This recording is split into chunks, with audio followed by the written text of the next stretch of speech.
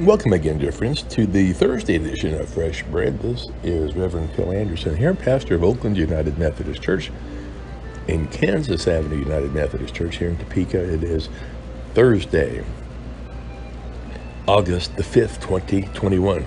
Days are flying by here as August rolls through. And I'm recording this on Saturday, July 31st. So when you're hearing this, it'll be a few days after I record it. And looking forward to a really hectic but busy but good week. You know, sometimes these busy weeks are really the ones that you remember the most. And this will certainly be a busy week because,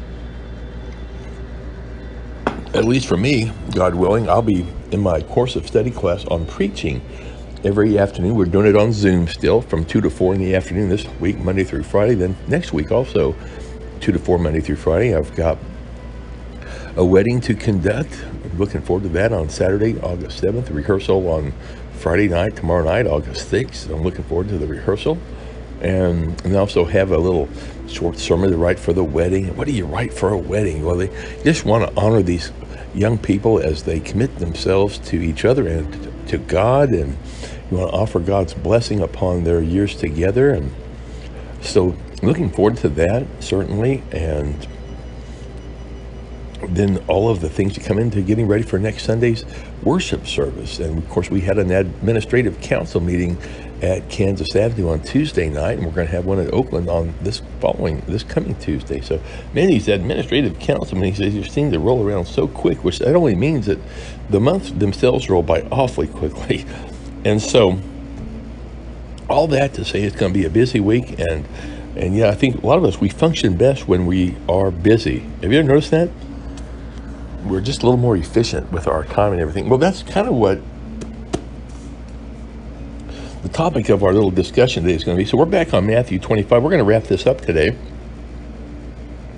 as we have been looking at this parable of the loaned money that we were talking about from Matthew chapter 25 and verses 14 to 30. And you're certainly welcome to read it. It'll take you like 2 minutes to read. Most of us are familiar with this. And again, if you missed the other Fresh Bread broadcast this week, just to rehash this briefly, a man was getting ready to go on a trip. He had servants. He gave one servant 5 bags of silver before he left. He gave the other 2 bags of silver, and he gave the third 1 bag of silver. And when he came back, he asked them to account for what he had given them, and the one with 5 had doubled it and had 10 bags of silver. Then the one with 2 bags had doubled that and had 4, but the one with 1 bag had buried it in the ground and just gave it back to the master, saying that he was afraid of the master because he knew he was a hard man and a difficult person to please. And the first 2, the ones that doubled their investment, they were rewarded and praised by the master. But the one that hid the money, he was banished to outer darkness. So let's look at what this means today. And I think maybe we can clarify this just a little bit. It certainly could be a whole sermon or even a series of sermons. We're just going to try to boil this down in the next minute and a half or so. The idea here, I believe, isn't so much about doubling the money that the master gave. It was about using what was given to them. The gifts of silver could have represent anything that God gives us. Maybe it's the ability of time, of talent, of treasure, whatever God gives us. He wants us to use those for his kingdom, to spread that message of hope, healing, and just the message of the gospel to people around us. And then if we do that, God's going to bless us. If we hold that to ourselves, if we don't use those gifts that God gives us, if we squander them or if we're selfish with them, then that's not going to be honoring to God. So we want to honor the Lord with what he has given us, and to do everything we do that would be pleasing to him. And that's really what it's all about. It's not so much how much we have, but it's what we do with what we've got.